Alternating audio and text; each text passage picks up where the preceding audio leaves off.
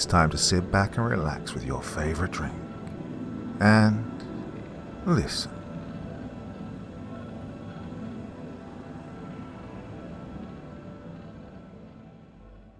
The Divine Warriors of the Rising Sun by Taxi Dancer. My name is Todorishi Chensi, and I was a first lieutenant interceptor pilot assigned to the Imperial Japanese Army Air Forces attached to the 59th Hiko Sentai of the 4th Imperial Japanese Air Army from 1941 to 1943. What I've written here is my account of events which occurred during the Battle of New Britain and is based on my own memory, fading though it may be, as well as that of my sworn testimony to U.S. Marine Major General William H. Rupertus shortly after my capture. As I record this, my time on this earth is drawing to a close. The last sands in my hourglass are trickling down quickly. How odd it is that the United States, the country which I had sworn to destroy even at the cost of my own life, would end up being such a blessing to my family and my posterity.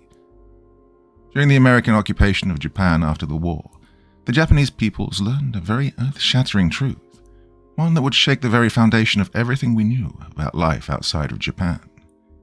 That truth was this. The American soldiers occupying Japan after the war were not the brutal monsters we'd been told to hate and fear. Now, I'm not so naive as to say that there were not atrocities and rapes which occurred during the occupation, for such things did happen.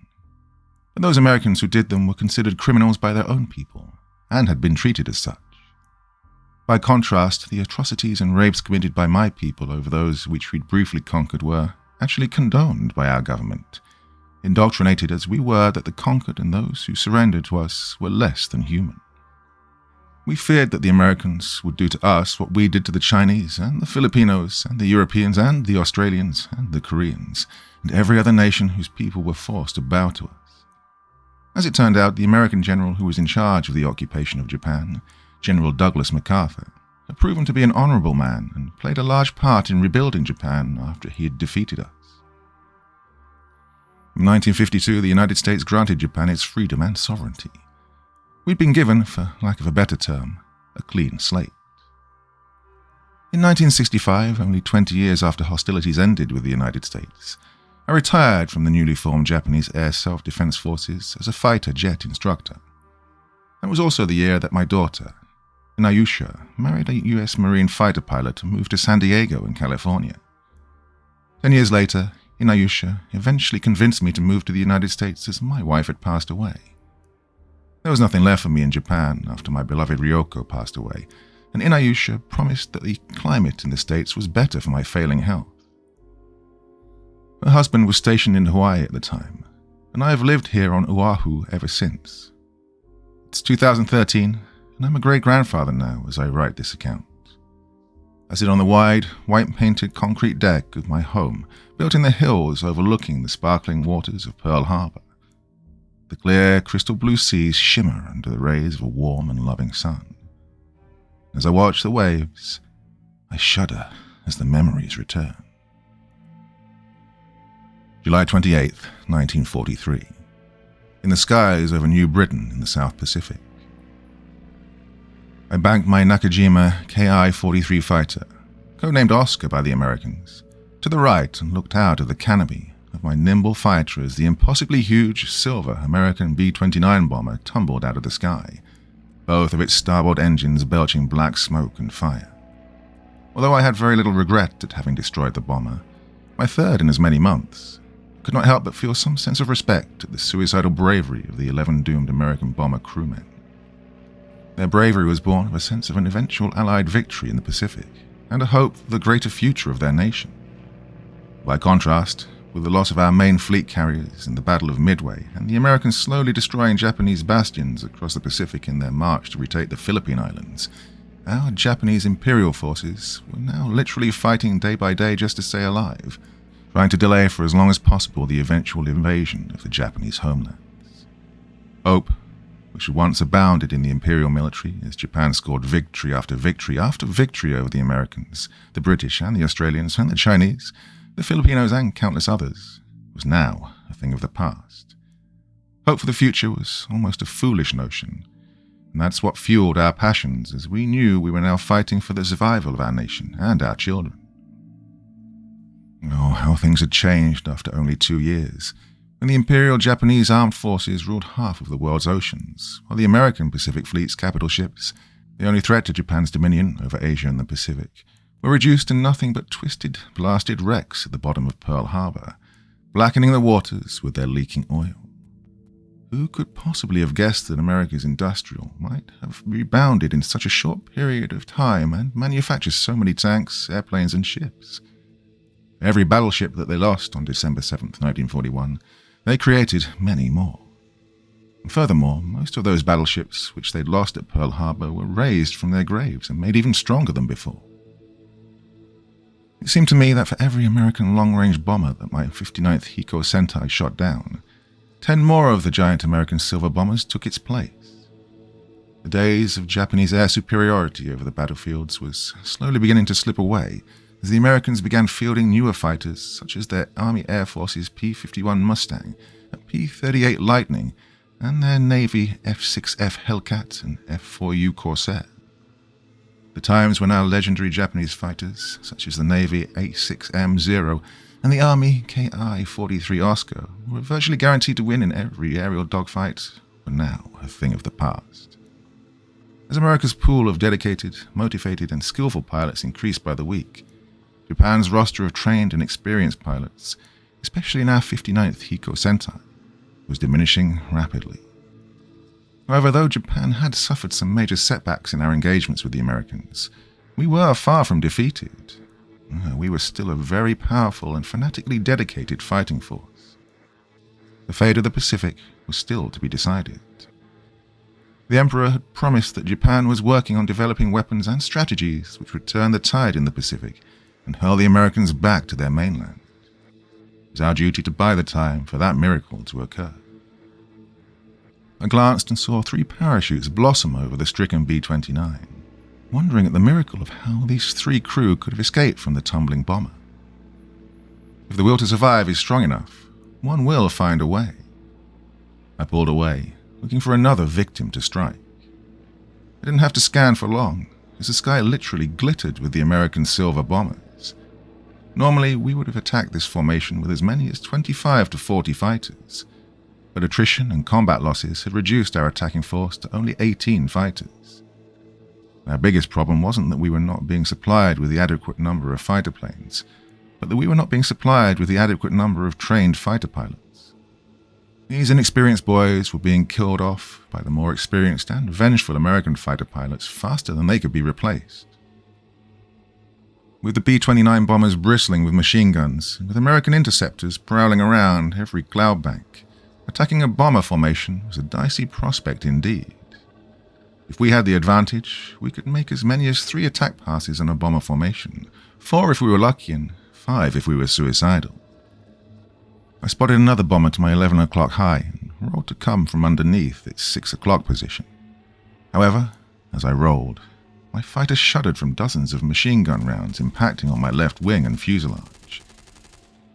An American fighter had gotten on my tail unnoticed and hammered my fighter with such a barrage of fire that my plane would soon be shredded to pieces. I was tired, having flown sorties every day for weeks and living on a diet of strong tea, rice, cigarettes, and very little sleep. That was not an excuse for me to have been so careless, as so many of my comrades fighting on the ground were surviving on much less.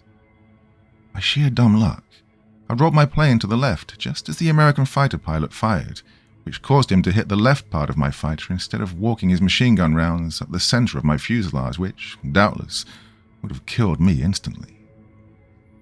Still, the American pilot's rounds were fatal to my fighter, and as my burning Oscar flipped over to spiral into the shimmering blue waves of the Pacific below, I opened the canopy and allowed myself to fall out, feeling something tug and rip from my uniform. Hanging suspended under my parachute canopy, I watched as the American fighter, which shot me down, bank away to hunt for more of my comrades. It was one of the Americans' big long-range fighters with a very unusual twin-engine design attached to twin-tail booms. Though ungainly looking, the fighter was very fast and maneuverable and mounted 4 heavy machine guns in the nose. The P-38 Lightning fighter that shot me down was silver, with red painted wingtips and propeller noses. American pilots were prone to paint unique nose art on their fighters, and this one was no exception. A beautiful picture of a smiling Caucasian young lady with wavy red hair adorned the nose of the deadly fighter, the name Marge painted in red letters beside the portrait. I shuddered as I saw the fighter vanish up into a cloud. And we were warned that that particular P-38 Lightning aircraft was flying against us here in New Britain. On July 28, 1943, the day that I officially became an Imperial Japanese fighter ace, I was shot down by Major Richard Ira Bong, the United States' top-scoring fighter ace of the entire war. The sparkling waters of the Pacific spread out beneath me as I slowly descended, a swirling, raging dogfight between desperate and courageous young men being waged above me. One B-29 bomber was on fire and slowly dropping out of its formation, but two fighters of my Sentai were also aflame and spiraling towards the ocean. To my shame, I remember secretly hoping that the two pilots we lost were not our experienced pilots, as their veteran combat experience was more valuable to us than the lives of the new boys. I looked down as the waters rushed up to greet me. Behind me was the crescent-shaped island of New Britain, about 5 miles to the south. The B-29 bombers had done quite a number on our main base at Rabaul, and even at this distance I could see the plumes of explosions from their bombs and the secondary explosions of our munitions going up in blossoms of black smoke. However, our defences and entrenchments had been very well made, and our forces had dug in deep. It would take many more costly strikes by the Americans in order to put a dent in our operations, and it was our hope that the attrition in American bomber crews would give us the breathing space that we needed to launch a counter-offensive. A chain of islands north of New Britain came into view as I descended below a thin cloud bank, and I drifted towards one of the bigger islands. The island was covered in thick jungle, spotted by sharp, rocky ledges, and I could see colonies of seabirds roosting on the cliffs on the eastern side of the island. My heart leapt as I saw structures and signs of a camouflaged encampment on a hill on the western side of the island. Surely it was a Japanese base camp, as there was no known American or Allied bases operating in this area, although I was not aware that we had established an outpost on this island. More than likely, because of the extensive camouflage used to hide it from our Allied air attack, it was probably one of our observation and listening posts, used to give early warning to our command in Rabaul of an Allied amphibious assault on New Britain. And as luck would have it, the tropical winds were pushing me eastwards, away from the island and back over the water. I did not want to risk being dragged too far from the shore, so at about 100 meters from the beach and 30 meters above the waves, I released the harness to my parachute and allowed myself to plunge into the water. I hit the warm waters feet first, and immediately became disoriented, not knowing how far I had sunk into the ocean. We'd been told to look at the direction in which the bubbles were going in order to determine which way was up, but that was an easy thing to say. It's much harder when you are flailing around under the water and there are bubbles everywhere. I was never a particularly good swimmer, never liked being submerged in dark waters, especially waters known to be infested with the sharks. Fortunately, I was wearing a life vest, and despite my best efforts to accidentally drown myself, this life vest pulled me to the surface of the water. Though I was tired from many weeks of lack of sleep and lack of decent food, and probably still in shock at having been shot down so quickly, I somehow found the energy to swim, paddle, and drag myself onto the beach. Thoughts of monstrous sharks stalking underneath and behind me motivating my weary muscles. My legs ached as if on fire when my feet finally touched the sandy beach, but they held me aloft just long enough for me to walk a few steps towards where the sand was white, warm and dry, before giving out. I fell face first on that sun-baked beach, exhausted but happy to be alive.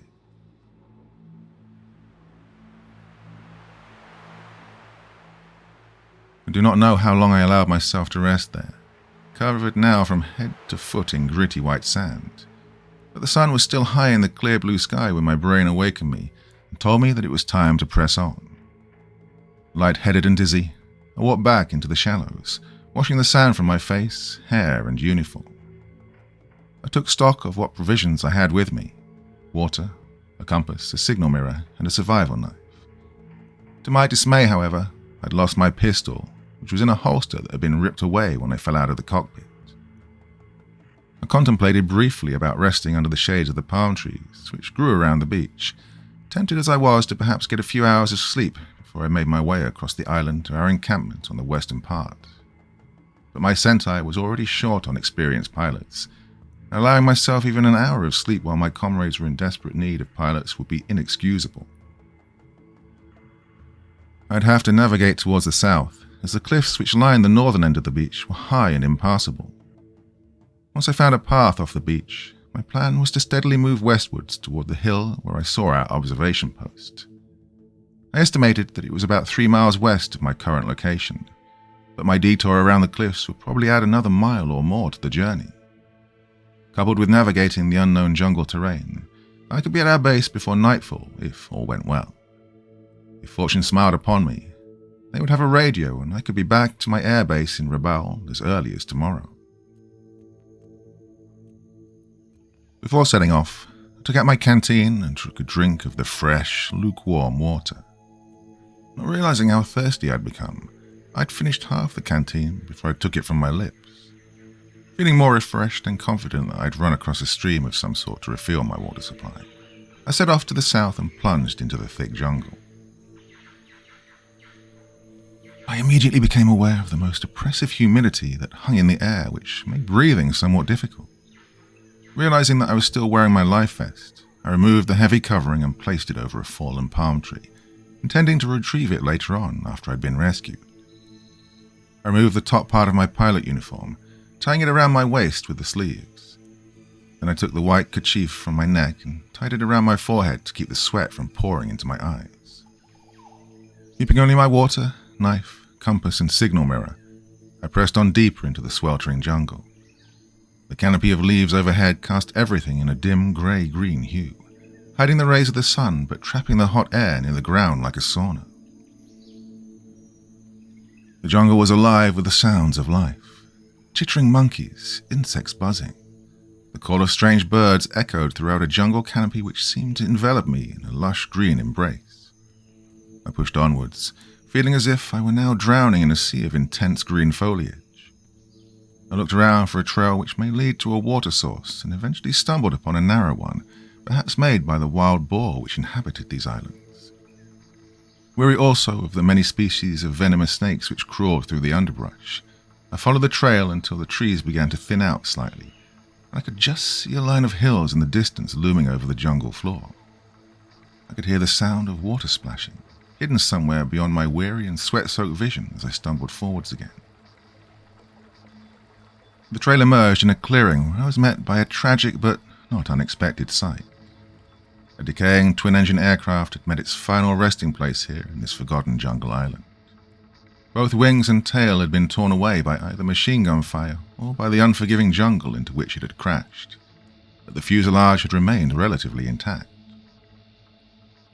It was an Australian Lockheed Hudson light bomber, which we'd no doubt shot down when our forces soundly defeated the Australians in January of last year.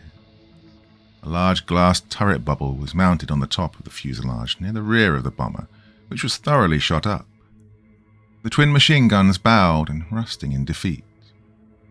The door behind the wing was hanging ajar, so, with a sense of morbid curiosity, I cautiously crept inside.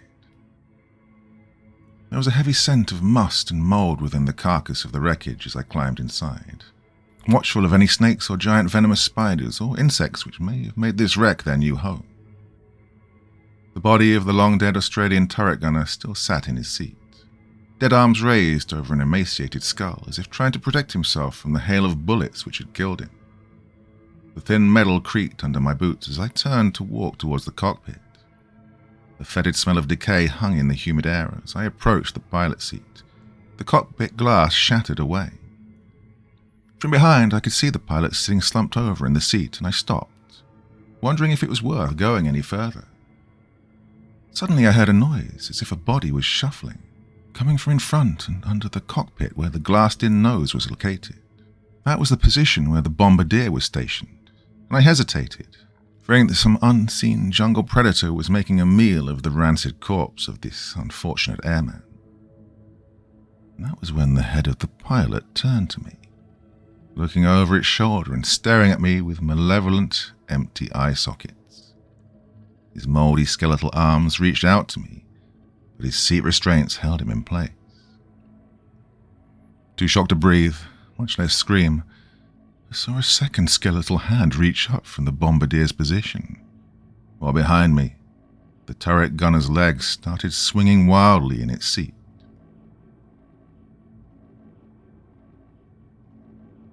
Part 2. I bounded out of the door and ran across the clearing, not daring to look back at what was making the scratching and clawing noises from inside the bowels of that cursed bomber. The clearing was relatively open of any obstructing trees and foliage, and, not paying any attention to the direction I was going, I simply took the path of least resistance as I dove headlong through the jungle. Vines, thorns, and branches clawed at my legs, arms, and face as I desperately fought to put distance between me and the unholy horror which I'd just witnessed.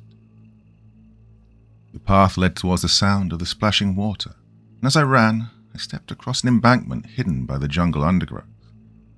I tumbled head over heels down a hill, grabbing roots and vines, and saw bladed grass until I rolled out from under the jungle canopy and came out into the light of another part of the beach. Looking out towards the ocean, I saw a community of thatch-roofed huts built on stilts over the bright blue waters, each dwelling connected by wooden bridges. I had no time to take in the idyllic tropical paradise that I was seeing as I scrambled back up the embankment which I just tumbled down, cautiously peering behind me to see if I'd been followed. An empty trail and an empty jungle stared back at me. I slid back down the embankment and shuffled towards a palm tree and sat down, resting with my back to the jungle and facing the beach and the community of thatch huts built over the shallow blue waves.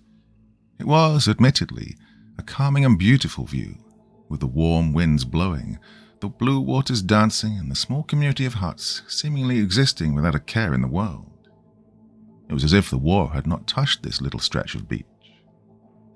Well, it had to have been my imagination. A trick of the light. The unstable aircraft shifting because of my added weight. The humid jungle breeze blowing through the holes in the bullet-ridden fuselage. Well, dehydration, or perhaps even a concussion from when I'd bailed out of my plane.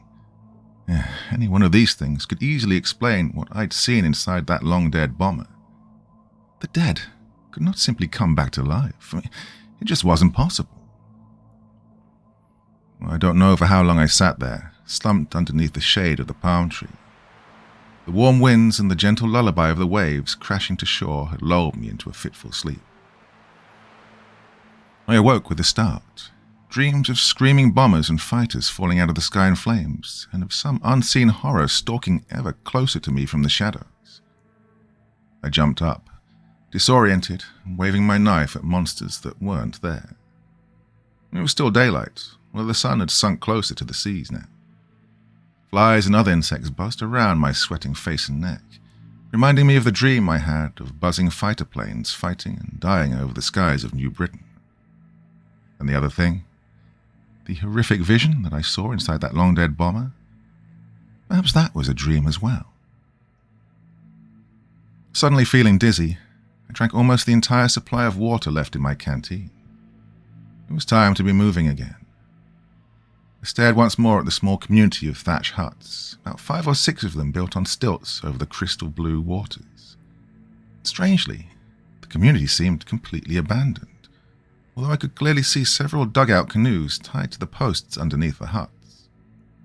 Hoping to find some fresh water and supplies for perhaps a little food, I decided to spare a few minutes to investigate the tranquil-looking little fishing community before setting off again into the jungle. Oh, how I wish that I didn't. As I walked down the beach, I could see that the community of thatch huts wasn't as tranquil or as peaceful as it looked in the distance. The sides of 4 of the huts looked to have been torn open from the outside and in. Wooden dishes and bowls were scattered about, and strings of dried fish hung rotting and uneaten in strings. The smell of rotten and decaying fish mixed with the buzzing sounds of flies. There was also another scent, one that I knew too well. Against my better judgment, I walked upon the wooden planks which led from the shore up to the huts over the water, the scent of rot and death getting stronger with each step. I stopped. Inside, I could see a body. A girl. She was laying face down, her arms splayed out before her. From her waist down, the flesh was torn away, as if flayed away by some ravenous beast, exposing bones. Flies and maggots crawled all over the exposed, rotting meat. And then it, whatever the thing had become, lifted her head and moaned. It crawled towards me, grabbing hungrily. I turned and ran. I ran as quickly as I could down the way I'd come and back into the jungle with energy that I didn't know I had. Don't know how far I ran or for how long, nor did I know that I was screaming until I ran through a stream running with cold water and emerged into another clearing. The nightmare didn't end there, though. In the middle of the clearing was a dingy white parachute draped over some branches to form a makeshift shelter. Underneath the shade, there were 2 Americans wearing the uniform of bomber pilots. They were 2 of the Americans who'd survived the bomber which I'd shot down. They were struggling on the ground, vainly trying to fend off 6 undead things which were methodically and cruelly tearing them apart. More of the undead, all wearing Japanese army uniforms, emerged from the jungle to join in the feast as the Americans stopped struggling. "Oh, you fucking savages!" came a yell from behind me. I felt a hard hit to the back of my neck and I fell to the ground, vaguely aware of another big American wearing a bomber crew uniform standing over me. "What the hell are you people doing?" he yelled again, and the undead looked towards us. The American clenched his fists. "You get away from them! You get away from my crew!" No, I yelled as I wrapped my arms around the waist of the big American, pulling him backwards away from the gore-soaked comrades. "They're dead. They're dead. If they catch you, they'll kill you too." The American swung his elbow backwards, catching me in the jaw and knocking me down. He stared down at me with a mixture of hatred and anger, and shock at the fact that I'd spoken to him in English. I was on my back, kicking my knees and scrambling backwards over the fallen leaves, while pointing behind the angry American. "Watch out! They're behind you!" Confused, but with murderous intent in his eyes, the American clenched his fists and stalked towards me as I turned to get on my feet. Suddenly, somewhere off to my left came the screams of panicked men, followed by the sound of rifles firing. The voices were Japanese. Without turning, I raced back down the embankment and fought through the trees and tangled vines as I pushed to get through to where I'd heard my comrades. Behind me, I could hear the sounds of branches breaking and underbrush crunching. I ran faster, not knowing if it was the American chasing me or the unholy ghouls which had suddenly come to life and had a hunger for living flesh. My mind was racing as fast as my feet, trying to come to terms with what was going on. This was madness. Did I actually die when I was shot down? Had I been condemned to this hell? A small rise came up before me, a line of trees and thick leafy shrubs separating me from my comrades on the other side. I leapt up the rise, thankful that I could hear many Japanese voices on the other side. And something pulled me down from behind, strong arms pinning me while a thick hand covered my mouth. I was dragged to a half-sitting position on the ground behind the trunk of a thick palm tree. "Sorry," said the American. "You're not giving my position away to your buddies." I struggled to break free, but realized it was hopeless. He could break my neck if he wished. I could feel his heavy breath on the back of my neck as we both lay on the ground, looking up from under the bushes at what was going on at the other side. Perhaps only 5 meters away, I could see the booted feet of about 6 or 7 Japanese infantrymen shouting and firing at some unseen thing in the distance. They were in another shallow clearing about 10 meters in diameter, surrounded by thick vegetation, and the soldiers were clearly in a panicked state. Suddenly, the sounds of moaning, like a harsh wind bellowing through a grave, began to echo across the clearing. The battle was brief and hopeless, as the Japanese infantrymen fired desperately as about 20 of the undead shambled out of the bush, the unholy monsters wearing Japanese army uniforms, as well as others who wore uniforms of long-dead Australian and American servicemen. More of the ghouls emerged behind the surrounded Japanese soldiers, and soon they were overwhelmed. I shut my eyes tightly as I heard the living Japanese soldiers screaming and pleading for several long and agonizing minutes. I wanted to cover my ears and cry as I heard the sound of flesh being ripped and chewed, but I was terrified that my breathing would attract those things. Soon, the screaming ended, replaced by tortured moaning. We remained motionless under those bushes as the sound of shambling feet from the opposite side of the embankment slowly faded. The American relaxed his grip on my collar, but did not release me. "What the hell is going on here?" he hissed. I shook my head. I don't know." "How the hell did you learn to speak English?" the American said. "My father worked at the consulate in London," I said. "I lived in England for 5 years before the war." He released me and pushed me backwards. I lost my balance and fell. The American put his hands on his hips and turned back in the direction that we'd just run. "What the hell did I just see back there? Those things ate your buddies. They ate my friends. What the hell is going on here?" I don't know what is going on here," I said. I got up and slowly, pulling my knife from its sheath and contemplating attacking the American while his back was turned, said, "I was shot down, same as you. Whatever is going on here, it is a danger to the both of us." I released my grip on the knife and slid it back into its sheath then. "Good move," said the American as he turned to face me again. "If you'd have pulled out that knife, we'd have some serious issues." We stood facing each other, each of us unsure whether the other man was a threat. The American stood over 2 meters tall, big with broad shoulders, tan skin, and dirty brown hair. He was unarmed and his hands were down by his side, but he looked at me as if daring me to unsheath my knife. "Hey, what's your name?" he asked. "I am Lieutenant Todorishi Shinsi of the 59th Fighter Air Squadron. You?"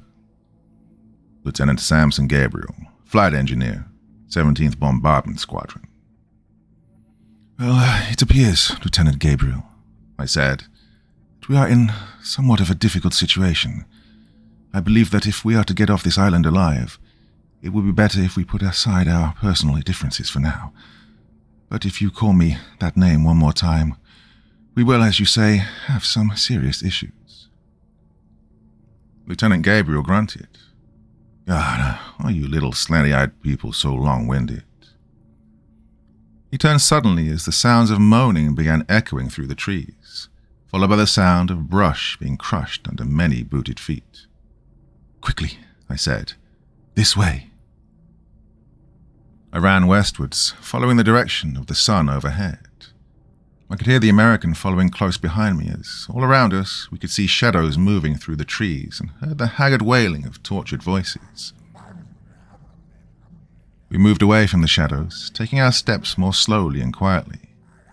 Every once in a while, we'd stop and listen to the jungle around us before getting up and proceeding deeper into the jungle. Soon we stopped again, crouching down to listen. To our left and ahead of us, we could hear the bubbling sounds of flowing water, and we cautiously followed the noise to its source. We emerged at a drop-off where a wide stream of clear water flowed. On the opposite side, the jungle rose steeply upwards. We followed the bank upstream for a while, until we found a place where the ground dipped and formed a narrow bank. Making sure that there were no threats around us, the American and I stepped out on the shaded bank, which was covered in smooth, round stones. The rapidly flowing stream was only knee-deep, and the water was refreshingly cold. I emptied my canteen of now warm water and refilled it with water from the stream and drank my fill. Beside me, Gabriel knelt and cupped his hands in the water, washing the sweat and dirt from his face. I handed him my canteen and he accepted it gratefully. A fairly large, moss-covered boulder lay in the stony bank near the water, and we rested with our backs against it, warily keeping our eyes and ears alert to the sounds of any threats which might suddenly emerge from the jungle. Hey, why are we headed west, Chancy? Asked Gabriel above the noise of the flowing stream. He refilled my empty canteen with the cold water and handed it back to me. I saw an observation post on a hill to our west when I parachuted here, I answered, taking another gulp of water. Well, I don't know if you've noticed, said Gabriel, but west seems to be where those things are coming from. I know, I replied, but there's bound to be a radio at the outpost. It's the only way we can call for help. Gabriel leaned back against the rock, the obvious question left unanswered. If we managed to avoid those things and made it to the outpost, and if I were able to call for help, then the best that Lieutenant Gabriel could hope for was to spend the rest of the war as a POW. I didn't think that suited the big American and fully expected him to take some kind of action to avoid that fate. I would do the same had the situation been reversed. Yes, I'd have to keep an eye on him.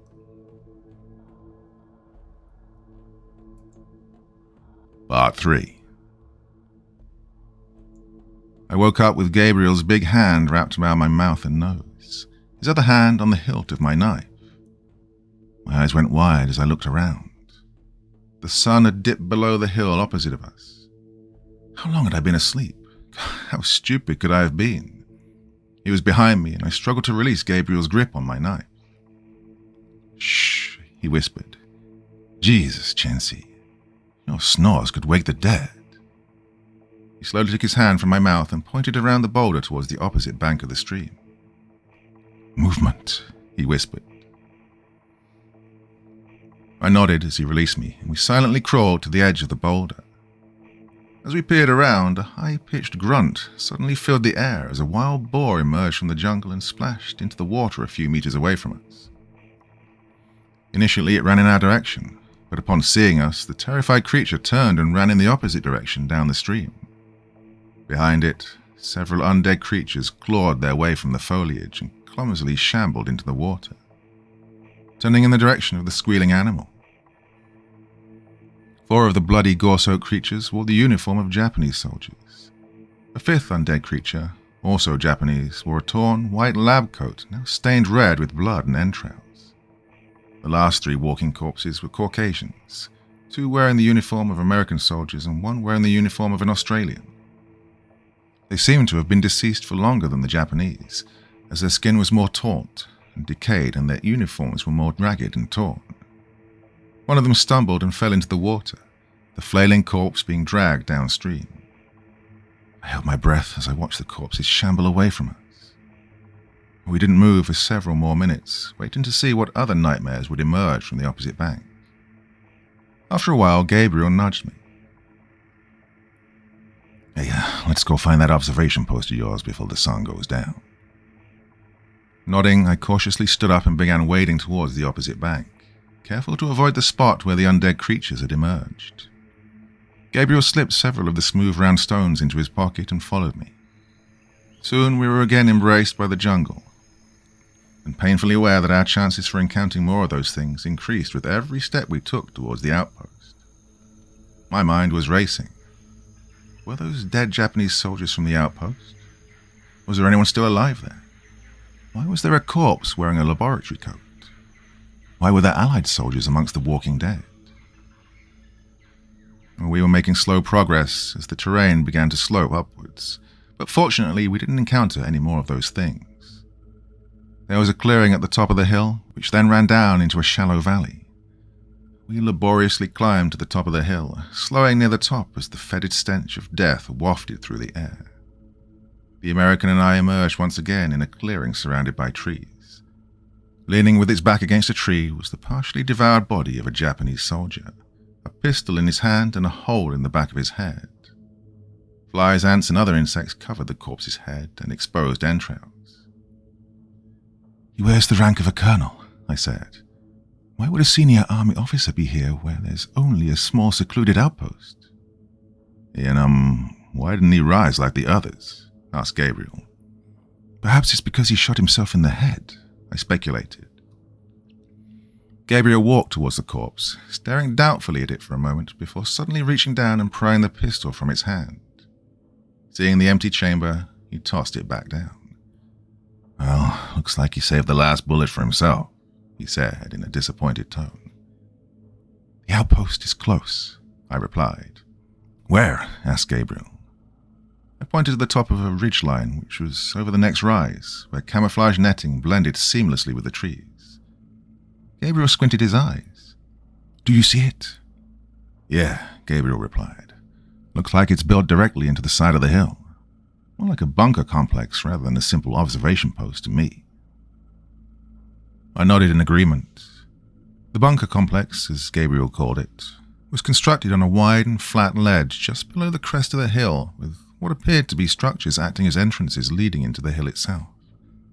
Radio antennae, which could easily be mistaken for tree branches, stuck up through the top of the camouflage netting. At least we knew they had at least one radio in there. A clearing surrounded the bunker complex of about 100 meters before the perimeter ended at the jungle once again.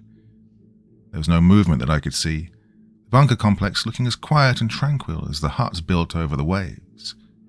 I shuddered with dread. We should go, I said. The sun was dropping rapidly as we ducked down as low as we could and scrambled across the open field before diving into an open fighting defensive position. In the foxhole were puddles of drying blood and scraps of torn flesh. There was also a light machine gun in the fighting position, strangely pointing back in the direction of the bunker complex. Lieutenant Gabriel made to take the weapon, but I stopped him. No, Lieutenant, I said. I believe that they are attracted to the noise. If we should fire that, we will attract them back towards us. We would be better off if we relied more on stealth. The American regarded me doubtfully, and then nodded, putting the machine gun back down. We silently crept the rest of the way to the main gate, which had looked to have been pushed violently open. The guard tower at the gate had been abandoned, blood staining the sandbags which surrounded it. The sun had dipped just below the horizon, and long black shadows swallowed the complex. From the corners of my eyes, I could see shadows shambling around the perimeter of the base. Making sure that the guard tower was empty, we silently made our way up and very quietly shut the door of the shack. There's the radio room, I said, pointing to a set of stone steps which led up to a wooden shack with heavily sandbagged sides, nestled almost comfortably under camouflage netting. It was located near a strand of palm trees at the edge of the bunker complex, just outside the entrance which led into the hill. We should be able to get in there and call for help. As the light slowly faded, I could see the shadows on Gabriel's face. By the look of him, I knew that we were thinking the same thing. We need to find out what the hell's happening, said Gabriel. We need to find out what the hell your people are doing here. The only way we're going to do that is to go into that bunker. I know, I nodded. We'd have a better chance to get around at night. Slowly we climbed down from the guard tower and made our way to the bunker entrance, sneaking around some makeshift thatch huts which we assumed had been used as living quarters for the soldiers. On more than one occasion we almost ran into a ghoul randomly shambling about, moaning and stinking. We took shelter inside one of the abandoned huts and peered out of the open window towards the entrance of the bunker, which led into the depths of the mountain. It was blanketed in total blackness. Come on, Chancy, whispered Gabriel. We crept around the corner of the shack and I grabbed the American before we made our final dash to the entrance. Gabriel, do you still have those rocks? He stopped and then nodded. Reaching into his pockets, he took out 2 good-sized rocks. He threw one into the concrete blast wall which lined the entrance of the bunker, and the crack noise it made echoed dully. We waited a couple of tense seconds and were rewarded when a dull moan emerged from the shadows, followed by an undead soldier appearing from the shadows. Gabriel took his second stone and tossed it on the stone steps which led up to the radio room. The ghoul turned its head, then followed the sound of the stone clacking. After waiting a few more seconds, we ran into the pitch-black entrance. We found ourselves in a surprisingly wide hallway lined with heavy wooden planks which was angled downwards deeper into the mountain. More surprisingly, the emergency lighting was still working, and the depths of the bunker were bathed in a dim red, as if we were descending into the mouth of hell itself. We walked slowly down the ramp, our ears open for any threatening noises. The dim red lights only pierced a few feet in either direction, and we came upon a T-junction, one hallway disappearing right, one left. "What should we be looking for, Chancy?" whispered Gabriel. "I don't know," I answered. "Where is the thing we're looking for?" he said. "Your guess is as good as mine," I replied. "Good that you know what you're doing," he muttered. To our right, somewhere in the dark, we could hear shambling and moaning. "Left," I said. "Sounds good," Gabriel returned. We followed the dim red lights down the corridor, which ended at another junction. The left passage was narrow and unlit, so we decided to take the larger passageway to the right, which was still illuminated by the eerie red lights. As we made our way down the corridor, my feet slipped on something metallic. Reaching down, I could feel that the floor was carpeted with spent ammunition casings. "There was a battle here," I said. "Doesn't look like your guys won," answered Gabriel. We moved forwards down the corridor and were surprised to find that it ended in a huge room filled with what looked to be Mad Dr. Frankenstein's laboratory. Now, I am not a scientist, so I cannot begin to explain what kinds of machines and instruments that we saw, outside of the usual beakers and test tubes and burners that one might find in a science classroom. But the entire underground laboratory, which looked to easily be 50 feet square, had been completely demolished, as if a struggle had indeed taken place. Lab equipment had been knocked over, bullet holes pockmarked the walls, and everywhere was the stench of blood and rotting flesh. Several wooden tables also littered the floor, and papers were strewn everywhere. Gabriel picked up a handful of them and walked underneath one of the red lights. "Hey, Chancy," he said. "Can you read Japanese?" I took the papers from him. "Yeah, what does it say?" he asked. I looked at the writing and shook my head. "I don't know. It's equations and formulas and test results for some experiments which they seem to be doing on Allied soldiers. I can't make head nor tail of this, but some of the information keeps referring to transcribing the results into a master book." "Hang on," said Gabriel as he reached down under an overturned table.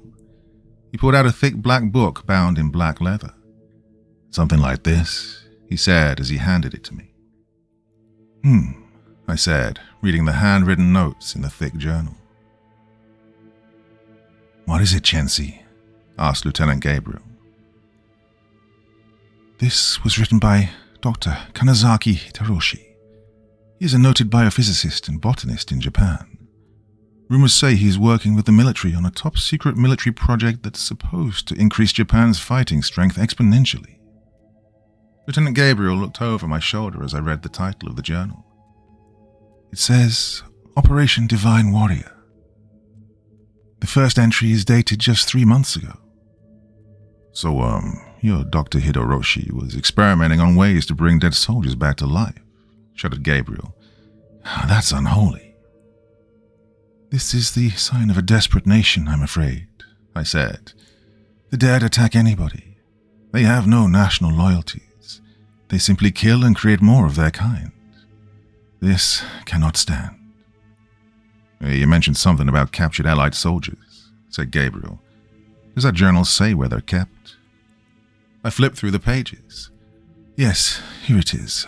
Dr. Hitaroshi says that Allied soldiers, both living and deceased, were brought here 20 at a time and that they were kept in a room. Right over there." I pointed to another door which led to an adjoining room. We walked across the laboratory towards the other room, the stench of rot and death growing stronger. 6 of the emergency lights still operated, and what greeted us filled me with shock, terror, and disgust. Within the room were 20 wooden beds lined up in 2 rows. On each bed a corpse of an Allied service member was securely strapped by leather restraints. They lay motionless. Gabriel silently walked inside and stopped at the beds of 2 corpses. They wore American flight uniforms. "I knew these men," he whispered. "Their bomber went down almost a month ago." "I'm sorry, Lieutenant Gabriel," I replied. "Hey, look here," Gabriel said. "You said that 20 of them were kept here, but this bed is empty." He pointed to the empty bed next to his 2 fallen comrades. The leather restraints have broken loose from the bed, I noticed. Well, one of them got free, concluded Gabriel. One of them got free and spread whatever this was to the entire bunker complex. It was at that moment that I stepped on another pile of spent rifle casings. This time, as I fell, I attempted to catch myself on the edge of the empty bed, which screeched as I leaned heavily against it. The sound seemed to echo across the universe. Gabriel's dead companion opened his eyes and attempted to rise, moaning loudly. The others also awoke and began moaning and gnashing their teeth, trying desperately to get up and bite at us. The racket of their banging and kicking against their restraints broke the silence of the tomb-like bunker complex. "God damn it," yelled Gabriel. "Thought you were supposed to be freaking ninjas." "What the hell is a ninja?" I yelled as we ran from the laboratory, Dr. Hitaroshi's journal clasped in my hands. We retreated back the way we came, turning the corner to hear the groaning growing louder. In the distance, we could see shambling shapes moving in the red light. Between us was the ramp which led back to the entrance of this accursed bunker. We raced towards the ramp and towards the undead coming down the opposite corridor, and we reached it just about the same time. I came face to face with the rotting vestige of 4 of the undead just an arm's length away from me, with many more behind them. I turned and ran up the ramp, Gabriel close behind me and pushing me forward. Halfway up the ramp, Gabriel turned and kicked the nearest undead ghoul in the chest, who fell backwards, knocking our pursuers back down the ramp. The few moments he bought allowed us to race up the ramp and into the welcome darkness of night. Once outside, Gabriel yelled, "Get up to the radio room." "I know," I yelled, turning left and running towards the stone steps. The undead soldier from earlier was still there, his back turned to me. I jumped up and kicked it aside, and the ghoul tumbled over into the dark. "Ninjas," I heard Gabriel mutter. "They're all fucking ninjas." I practically flew up the stone steps to the radio room. "What is this ninja, Round Eye?" I whispered. Strangely, the radio room was empty. Apparently whatever tragedy that befell this place happened so quickly that no one was able to get a radio message outside the island. It was small, no more than 2 meters by 3 meters, and contained 2 small stools and a table placed under a glass window. I quietly closed the heavy wooden door shut behind me and timidly poked my head above the open window as hundreds of the undead poured from the mouth of the entrance of the bunker. Shuddering, I crept to the makeshift table on which the radio set was placed. Grabbing the handset, I tuned the radio to the frequency which I knew that my unit back at Raboul would be monitoring when, suddenly, I froze.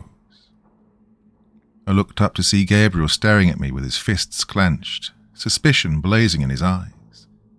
I stared back at him, not knowing what brought about this renewed display of aggression.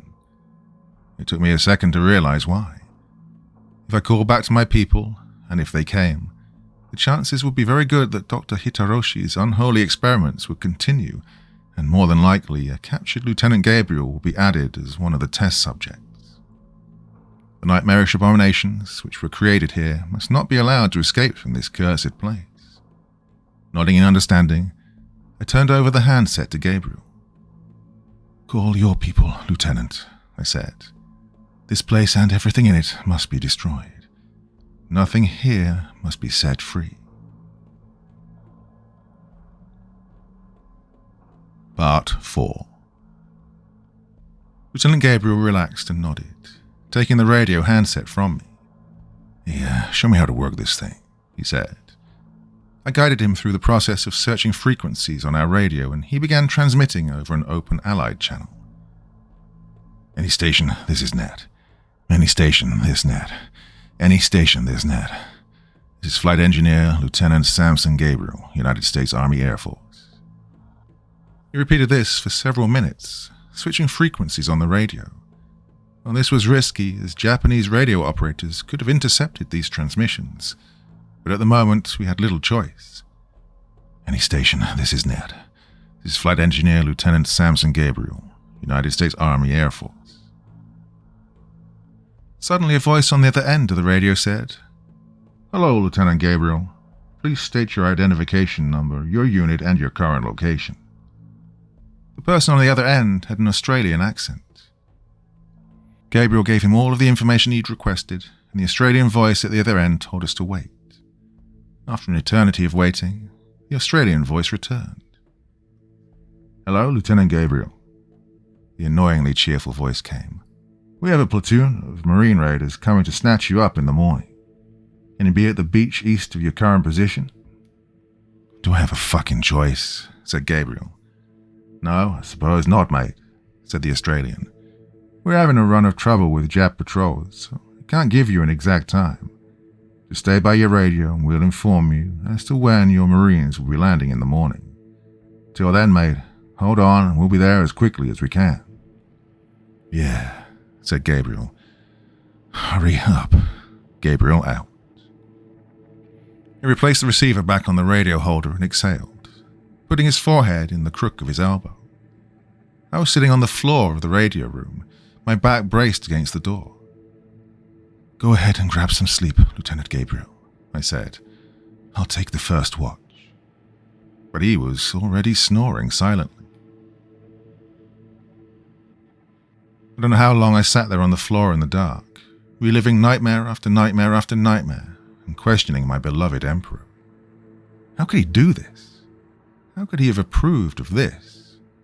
How could he think that this abomination against nature and against the rulers of the heavens be what is best for Japan?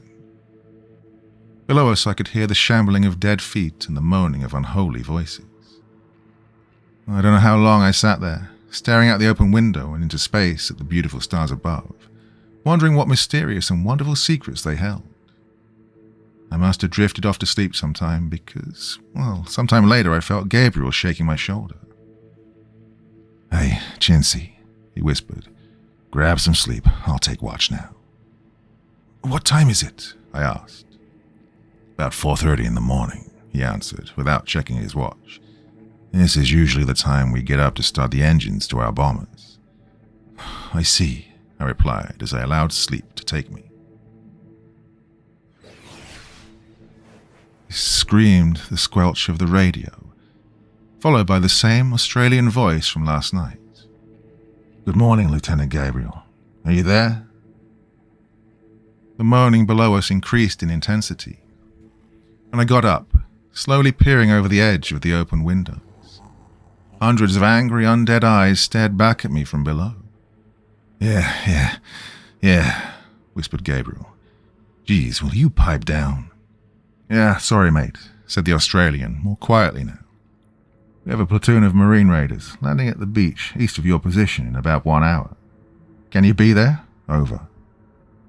We could hear the sounds of shambling feet begin stumbling up the stone steps to the radio room. "I guess we don't have much of a choice, do we?" said Gabriel. "We'll be there. Just tell them to be ready to get the hell off this damn island." The sun was creeping above the horizon as heavy dead hands pounded on the wooden door. The door shuddered as I pressed my back against it, bracing my legs against the opposite wall. Every time they beat on the door, it opened a little more. Gabriel ran up and placed his bigger and heavier frame against it. "Get your skinny ass out of here. You ain't gonna brace this door," he yelled. "Get that journal and jump out the window. It's only 10 feet to the ground." "What about you?" I yelled. "Get the hell out of the way when you land, 'cause I'll be right behind you," said Gabriel. I ran to the open window and looked down. The undead ghouls were crowding at the stone steps leading up to the radio room. There were at least 100 of them. The ground below was clear, and climbing to the ledge of the window, I leapt out, bending my knees and rolling to my side as soon as my feet hit the ground. I kept Dr. Hitaroshi's journal clutched in my arms as I jumped up, my knees buckling slightly. I looked up at the open window as Gabriel appeared on the ledge. As he made to jump, one of the undead grabbed a hold of his ankle. Off balance, Gabriel jumped awkwardly and hit both his feet on the stone steps as he fell. I heard a sickening snap as he rolled onto the grass. "Ah, shit," Gabriel yelled. He attempted to get up, but fell painfully in a heap. I ran to him and hauled him up on my shoulders, dragging and pulling him forwards towards the main entrance gate. Gabriel attempted to help by half walking and half limping, but I could tell by his grunting and heaving that he was in great pain. Many of the undead followed Gabriel out of the window, falling to the ground in bone-snapping heaps. But many more who had not already entered the radio room had seen us escaping and began shambling after us. By then, however, I'd managed to get Gabriel out of the entrance at the base, and we began stumbling towards the jungle. By the time we were halfway across the open field, Gabriel was screaming in pain with every step, and I was getting weaker, hauling his dead weight practically on my back. "Oh, you're not going to make it, Chency," grunted Gabriel. "Not with my big ass weighing your skinny ass down." "Shut up, Round Eye," I said as we stumbled past the foxhole he'd discovered earlier. The machine gun was still where we'd left it, facing back towards the bunker.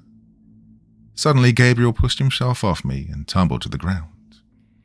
"What are you doing?" I yelled. Turning over, his face etched with pain, Gabriel reached into a cargo pocket of his flight suit and pulled out a thick plastic bag. Thrusting it into my hand, he said, "Here, Chency, make sure this gets to my family. Tell my little Samuel that Daddy loves him." He turned and hobbled back to the pit and painfully flopped inside of it.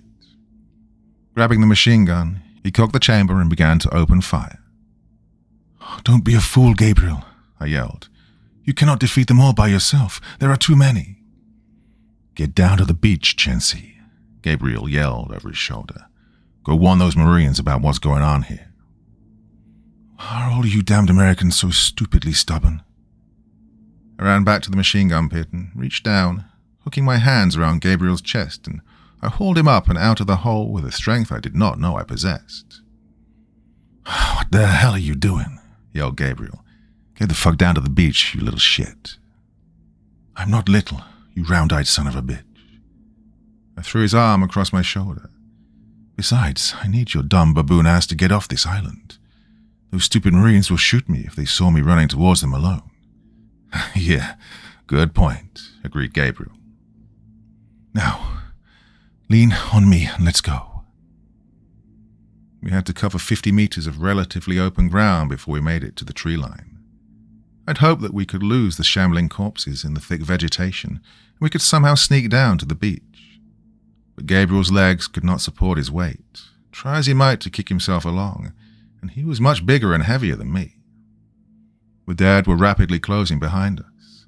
They'd be on top of us before we reached the tree line, but I wasn't going to leave this man. He was a decent and honorable warrior. I almost killed him in the skies above New Britain, and he was now willing to sacrifice himself to give me a chance to flee.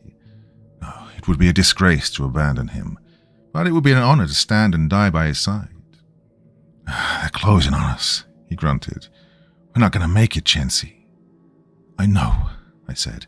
"Now, shut up." I reached down and grabbed the hilt of my knife. Before I could turn to face the threat, we were both blown off our feet. Heat like the fires of hell erupted behind us as the air was split with explosions and the roar of propeller blades. I rolled over and looked to where we'd just come from. The ground had become a roiling sea of flames and black smoke. I couldn't see the undead through the fires and choking smoke caused by the incendiary bombs. Gabriel was lying on the ground next to me on his stomach, breathing heavily. I rolled over him again, hooking my arms around his chest, and began pulling him backwards the last few meters into the tree line. With the last of my strength, I rolled him upright under a shady bush and poured the last of my water over his head. Too weak to even stand, I crawled back to where we'd entered the trees to see if we were still being followed. The entire outpost was ablaze, and dozens of immolated undead creatures shambled aimlessly about in the fires before collapsing in a heap of blackened flesh. Above us, large silver fighter planes with their distinctive twin-tail booms dived at the outpost, dropping the last of their bombs and firing their machine guns at anything that still moved. Major Richard Bong's squadron of P-38 Lightnings had struck again. I believe that the American commander would have thought both me and Lieutenant Gabriel to have been completely insane, each of us having suffered through the trauma of being shot down and then forced to fend for ourselves on a jungle island somewhere in the South Pacific, had it not been for the corroboration of the Marines who'd rescued us and the tales of horror which they'd witnessed and testified to in hushed and terrified tones. I worked tirelessly with US military intelligence, deciphering the journals and notes which we'd taken from the research facility, the American intelligence officers becoming as horrified as I was to learn of the unholy experiments which Dr. Hitoroshi had been conducting on the honored dead Japanese and Allied warriors. 2 days after we'd fully deciphered and transcribed all of Hitoroshi's documents, the Americans completely destroyed all evidence of Operation Divine Warrior in a pit of fire while a force of B-29 bombers was sent to completely obliterate the research facility. The next day, the Americans sent another squadron of B-29 bombers to carpet bomb the island, this time using incendiary bombs. On that day, though I was technically a prisoner of war, the Americans gave me permission to briefly visit Lieutenant Gabriel as he was resting comfortably at a field hospital, both his legs in a cast and elevated above his head. He was awaiting transport to one of the American hospital ships. 3 big MPs stood around the bed, perhaps more for my protection than to protect Lieutenant Gabriel. Well, it was understandable, as in the eyes of the courageous wounded in that field hospital, I was still the enemy. I sat next to him and retrieved a small plastic bag from my pocket, handing it to Gabriel. "Please take these," I said. "I pray that they carry you home safely to your wife and your family." He smiled, taking out the picture of his son Samuel and his attractive wife, his worn Holy Bible, his dog tags, and his wedding ring. "Why did you do it?" he asked. "Why did you come back for me? Why did you help us destroy Hitoroshi's work? Had it come to fruition, it may have changed the fortunes of war in Japan's favor." I sighed. There will come a time in every warrior's life when he must decide whether or not he's doing the right thing, and in that moment his decision is what will separate him from either being a true warrior for good or a mindless monster who does only what he is told. What Hitoroshi was doing was evil, and I pray that your forces were successful in erasing that abomination. This war, like all wars, will eventually end, and either Japan or the Allies will emerge victorious. But if the nightmare on that island were allowed to escape, I fear that we will all be cursed to fight a war between the living and the dead. "Are all Japanese as long-winded as you, Chensi?" smirked Gabriel. He smiled and shook my hand. "Hey, thank you for coming back for me. You know, that was actually my final mission. I was about to return home to the States when we were shot down." I bowed, realizing that my moment had come to either confess what I'd done or let the secret haunt me forever. "Lieutenant Gabriel," I said, my voice unsure and quivering, "I have a confession to make." "You were the one who shot me down and killed my crew," Gabriel answered matter-of-factly. "I know." "You knew?" I asked. "The entire time that we were together, you knew?" "I knew the second I saw Major Bong shoot you down, and I watched you bail out of your fighter," answered Gabriel. "You had reason to avenge the deaths of your comrades," I said. "Why did you not kill me when you had the chance?" Gabriel shrugged. "Like you said, Chensi, comes a time when you have to decide whether to do what is right or what's wrong. Oh, don't get me wrong, I'll mourn the loss of my friends until the day I die. I'm glad you're alive. Hope that you make it back to Japan. They'll need good people like you to help them rebuild and to teach future generations that war is not how to settle our differences." I smiled. "You speak as if your side has already won, my friend." "We haven't," said Gabriel. "Not yet." I nodded and stood up, rendering a salute to the brave American warrior. To his credit, Gabriel returned my salute, saying, "When this is all over, maybe we can get a beer." "I would like that, Lieutenant Gabriel." As the 3 MPs led me back to my holding cell, I knew that I'd never see Lieutenant Samson Gabriel again. I was eventually transferred to an Australian ship which took me to a POW camp in Queensland, where I remained until the end of the war. It was somewhat of an oddity, as we, Japanese, especially Japanese pilots, were not known for surrendering. Most of us who had been captured were wounded and either did not have the ability to resist capture or the ability to commit seppuku. Eventually, when the war finally ended, I was repatriated back to the Japanese homelands, and the rest, as is so often said, is history.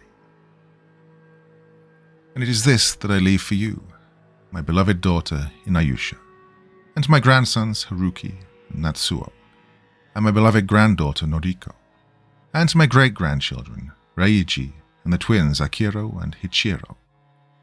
Be warriors of light. Be the flame in the dark which inspires hope among those who have none. Be true to these values which I hope I have instilled in you. Be smart, be kind, be brave. Always tell the truth. Have self-respect and, above all, have faith in God. Finally, if you ever see the spectre of evil rise, I pray that, in that moment, you'll choose to be the warrior who fought for what is right, no matter what government which you serve allegiance to. For your honor is not bound by a flag, but by what you've done to serve the greater good. May eternal love be with you and to those of our coming generation who will carry the flame of hope into the future, perhaps even to the stars. Todorishi Chensi, Honolulu, Hawaii, 2013. Ichiro Chensi carefully closed the memoir written so long ago by her great-grandfather and reverently handed it back to her mother, Noriko. "Thank you for letting me read it one more time," said Hichiro to her mother. Ichiro's mother nodded, carefully placing Grandfather Todorishi's handwritten memoir back into a box, which also contained his awards, ribbons, medals, and other memories of a long-forgotten time when the world was at war. Noriko looked at her daughter, the youngest of her 3 children, as Hichiro was born only 2 minutes after her twin brother Akiro. "Are you sure that you want to do this, Hichiro?" She smiled and nodded, hugging her mother. Tomorrow was September 6th, Hichiro's 18th birthday. She only wanted to do one thing to celebrate her birthday, and that was go to the recruiting station as soon as they opened and begin the process of becoming a United States Marine just like her father and his father before him. They sat silently for a while in the large kitchen of the 2-story home which great-grandfather Todorishi had built in Oahu, overlooking the waters of the Pacific Ocean. It was nighttime, and Hichiro walked out onto the wide stone patio, the same patio which great-grandfather dictated his memoirs. She looked up into a night sky brilliant with stars. Carry the flame of hope into the future, and perhaps even to the stars, Hichiro thought.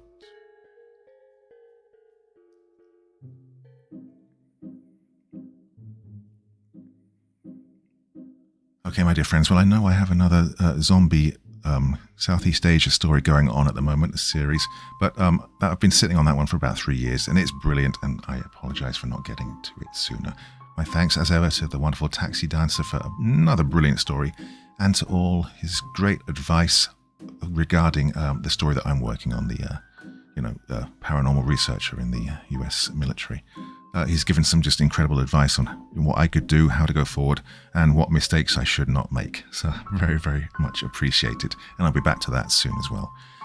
That is enough for this evening, though. Till the next time, my dear friends, very, very sweet dreams, and bye-bye.